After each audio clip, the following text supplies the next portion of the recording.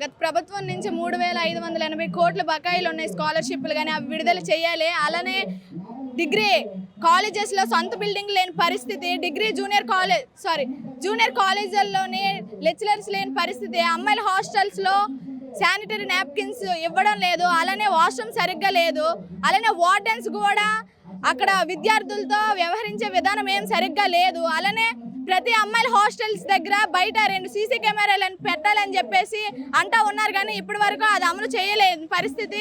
మధ్యాహ్న భోజనం పథకం ఇంటర్మీడియట్ జూనియర్ కాలేజీలో మధ్యాహ్న భోజనం పథకం అమలు చేస్తామని చెప్తా ఉన్నారు. అది సోషల్ మీడియా వేదికగా చెప్తా ఉన్నారు కానీ ఇప్పటికి కూడా అమలు చేయలేని పరిస్థితి. కొన్ని కాలేజెస్లో అది ఇంకా అమలు కాలేని పరిస్థితిలో చూస్తూ ఉన్నాం. గత ప్రభుత్వంలో ఎలా ఉంది, ఇప్పుడు ఎలా ఉంది? గత ప్రభుత్వంలో అలా ప్రభుత్వాలు మారాయి కానీ విద్యార్థులు భవిష్యత్తు మాత్రం మారలేని పరిస్థితిలో ఉన్నది. వాళ్ళు ఇంటికాడ పేరెంట్స్ కష్టపడి వాళ్ళని చదివిస్తూ ఉన్నారు. అయినా కానీ ఈ ప్రభుత్వాలు విద్యార్థులను ఆదుకోవడం లేని పరిస్థితి. ప్రభుత్వాలు మారుతూ ఉన్నాయి కానీ విద్యార్థి భవిష్యత్తులు మాత్రం మారడం లేదని చెప్తా ఉన్నాం.